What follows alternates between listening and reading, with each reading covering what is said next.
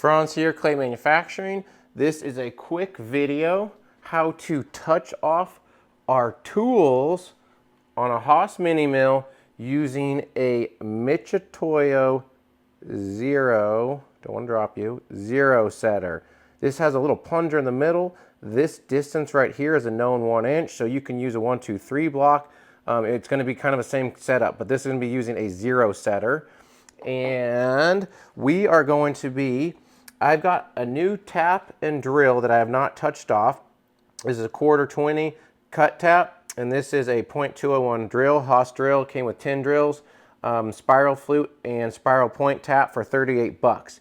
This is a random piece of scrap that I have that I'm gonna practice my taps on because I need to go a certain depth. And so I just modeled it up real quick. I have a couple holes. So an important thing to note is my work coordinate system. I've got my X, Y, and Z, and the Z is on the top surface.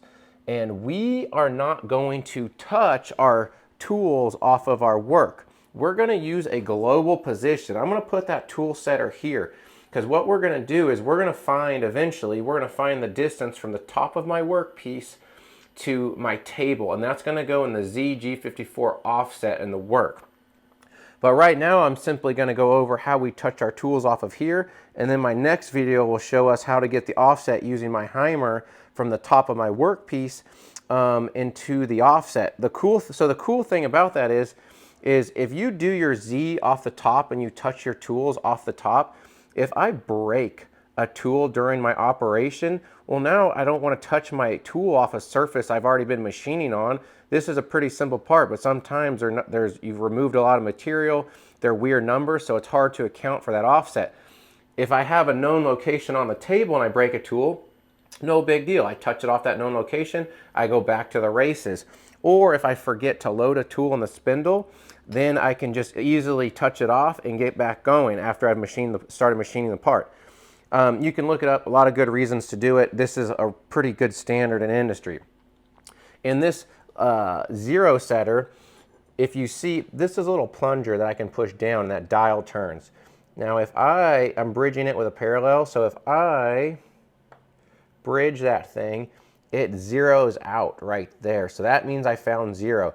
So I'll drive the tool into that plunger until I read zero, and that means I've reached the thickness of that part. I'm gonna go ahead and load. Let's pretend I cleaned this table off really well. I have a rag in my pocket. I've cleaned it off. I don't have any crud on here. I'm gonna place this plunger right about here. That way I can film it too. And on here in Fusion, I'm gonna be using T9, T5, T10.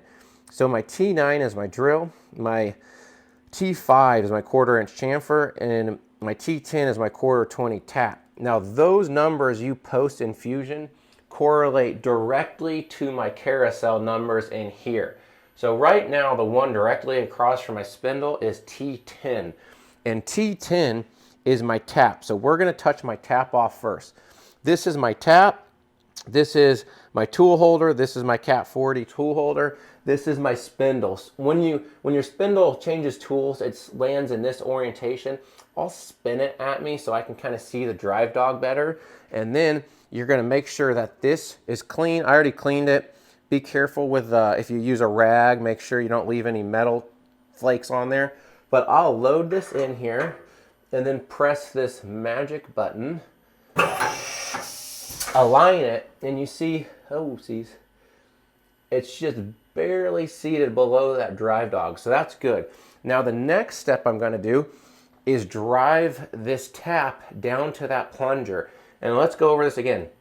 In my program it's T10, in my carousel it's T10, and another way to tell which one's in my carousel, this is a touch screen so I got to be careful, is T10. It says spindle next to it, and I was just clearing out some values. So right now we're pretending I have not touched off any of those.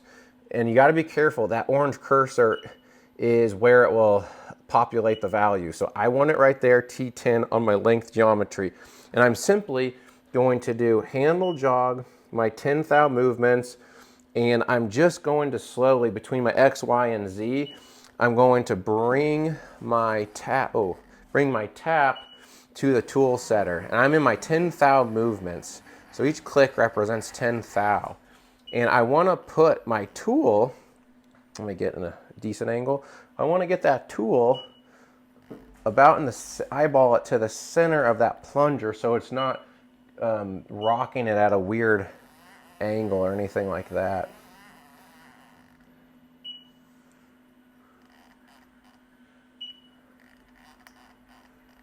I'm going to go down in Z.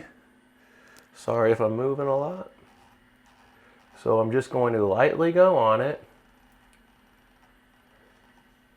And now my dial, it does, last time I accidentally turned my camera off, so I got to be careful about this. My dial does 1 revolution. I got to go negative. And as it gets close to 0, you see the plunger's going down, so it's almost flush with the top to my 1-inch mark. I'm almost on my 0 mark, but not quite. So now I'm going to go to my 10th movements, and then I will just squeak that down